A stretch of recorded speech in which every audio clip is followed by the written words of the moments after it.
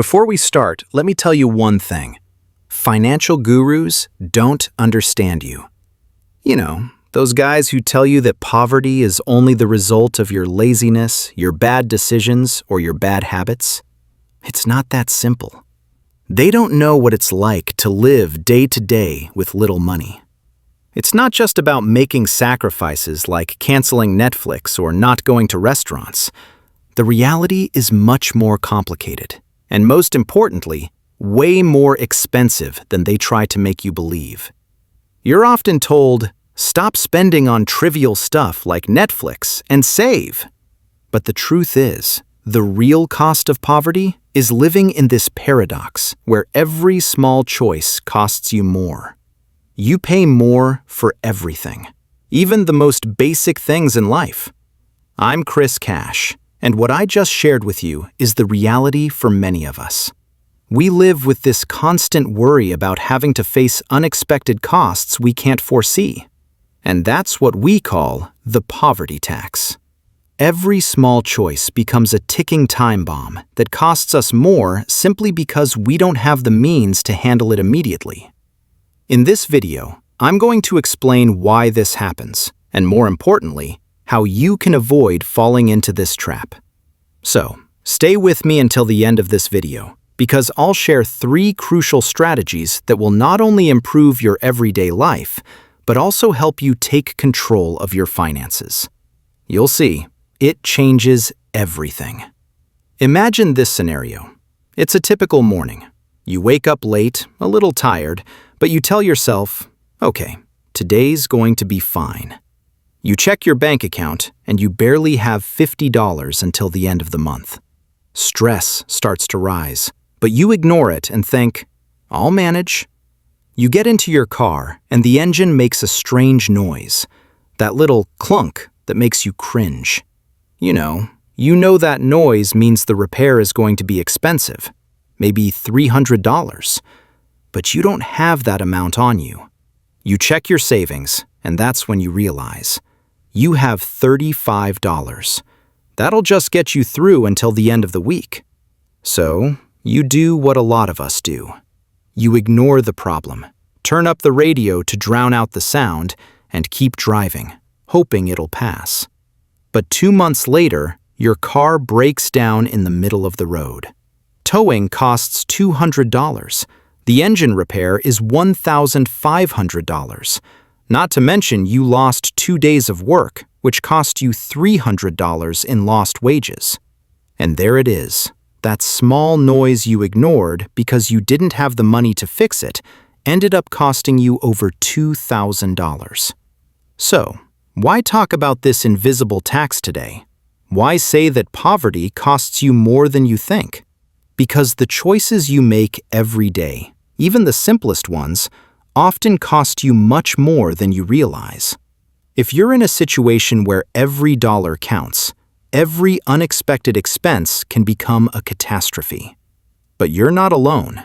Many people are in this situation, and I want to show you why you're paying more just because you don't have money. The goal of this video is for you to understand why poverty is a financial trap. And most importantly, I'm going to give you concrete tips to get out of it and stop paying this invisible tax. You'll learn how to save on small things, but also how to make smarter, long-term decisions. When you're poor, every decision becomes a battle. Take, for example, a dryer. If you have the means, you can buy a dryer, turn it on, and you're good.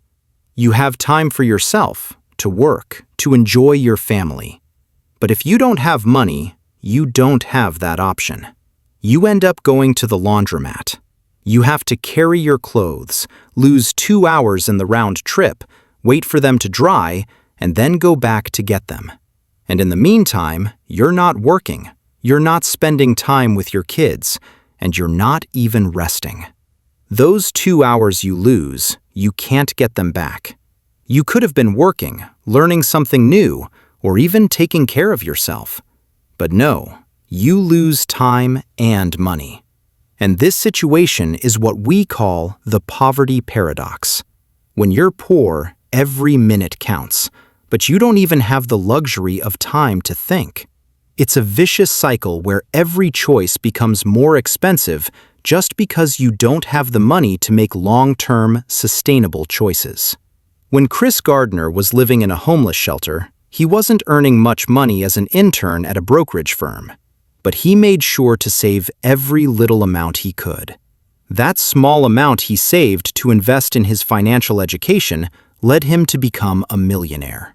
And Chris Gardner shows us that even in the darkest times, it's possible to escape poverty through saving and investing in education and personal skills. It's not always easy, but every small financial step counts, and it can change your entire life. Look around you. You can take a simple example of grocery shopping. If you have a little money, you'll probably go to Costco or Sam's Club and buy in bulk. A 6-liter pack of milk for $3.50. It's much cheaper per unit, and you're set for a while. But if you're like Marie, a single mom living paycheck to paycheck, you can't afford to buy in bulk. You go to a local store, you only have $4, and you have to buy a single liter of milk for $1.50. You just paid 3 times more for the same thing. You're paying what we call the poverty tax. You're excluded from the economy of scale, and everything you buy costs more. It's not just for milk, but for all your purchases. Everything you need to buy. Now imagine the difference between you and someone who can afford to shop in bulk. The person with money can buy in quantity, save on each product, and dedicate their money to more important things in the long run. But you're stuck in this trap, where every small purchase costs you more. As Oprah Winfrey famously says, "The greatest adventure you can take is to live the life of your dreams." But to get to that adventure, you first have to master your finances and break out of the cycle where every little choice becomes a burden. Oprah did it, not by luck, but by making strategic financial decisions. She invested in her dreams, which allowed her to build an empire. For her, it wasn't just about knowing how to manage money, but thinking long-term and taking calculated risks. And it's not just in shopping where you pay more. Let's talk about the banking system. If you have money, you probably have a no-fee account. You even have low-rate loans and interest on your savings. You're treated like a privileged customer. But if you're in a tough financial situation, you're punished by the banking system. You have a $10 overdraft, and the bank charges you $30 in overdraft fees. You're paying interest on small amounts, and you find yourself in a situation where the management fees on your account are higher than your balance. You're trapped in a cycle where the bank profits from your struggle. Charlie Munger, one of the greatest investors of our time, warns us that hidden banking fees can accumulate silently, and they hit those who already have the least money. For example, if you have a balance under $100 in your account, you might be charged for every transaction made, or for going into overdraft. These little things, which you might not notice at first, turn into a financial time bomb. The wealthy don't have this problem. They have premium accounts. They don't pay banking fees, and they earn interest on their money. The poor, on the other hand, pay interest, fees for every small mistake. It's a wealth transfer from the bottom to the top, disguised as banking fees. I know what I've said may sound discouraging, but here's the good news. You can get out of this trap. It's not easy, but every small choice counts. Start today.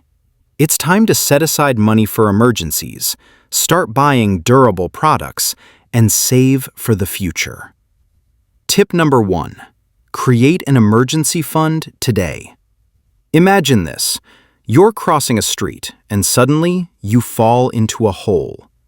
If you don't have a rope or a pole to get yourself out, you'll get stuck, and the situation will only get harder to handle. That's exactly what happens when you don't have an emergency fund. An emergency fund works like that rope that helps you get out of the hole. It may seem simple, but it's a key element of your financial security. If you have $100 set aside for emergencies, you have a safety net that lets you face an unexpected expense, like a car repair, medical costs, or an urgent bill. Without that security, you're forced to make risky financial decisions to handle the emergency, which can lead to debt or other long-term problems. Why start small? Everyone might say, "I don't have enough money to create an emergency fund." But it's important to realize that every dollar counts. Starting with even a small amount, like $50 or $100, can make a huge difference. The idea is to start setting aside this money every month, even if it's a small amount, until you have a solid safety cushion. Why $100? Let's put it in perspective. You have $100 in reserve. It may not cover a year's worth of emergencies, but it's an excellent starting point. For example, imagine your car breaks down and needs an urgent repair of $80. If you have this emergency fund, you can pay the repair without borrowing or putting the expense on a high-interest credit card. Imagine you get an unexpected bill for urgent medication or dental care costing $100.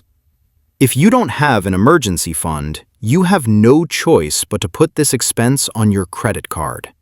And then, a few months later, you're not just paying $100 for the medication, but also interest.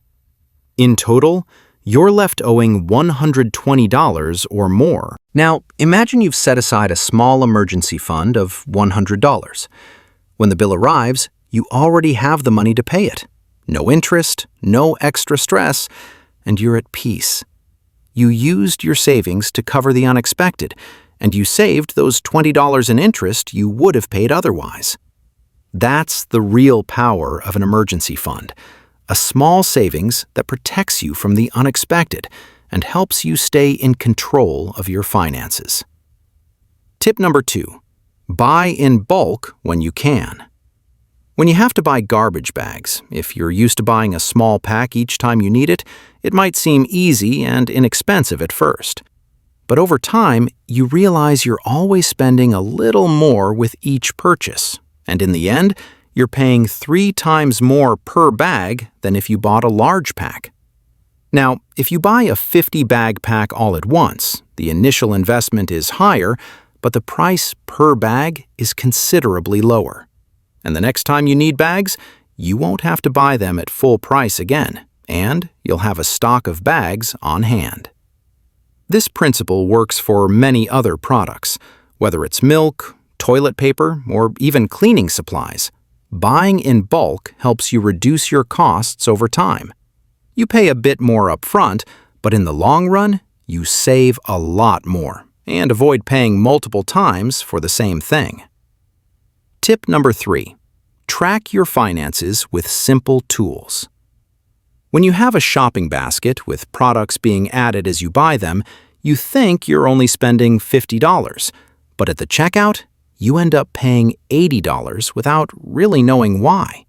You feel like you've wasted money, but you don't even know where it went. That's where an app like Mint or YNAB can make all the difference. With these tools, you can track your spending as it happens, see where your money is going every month, and get an overview of your finances. Having all your expenses sorted into categories, groceries, leisure, bills, etc., you'll know exactly how much you've spent and in which areas, and you'll be able to adjust your habits to stop wasting money. For example, if you notice you're spending too much on restaurants or unnecessary purchases, you can adjust and decide to manage that part of your budget better. Mint or YNAB gives you full control over your money and helps you make smarter decisions to save every month.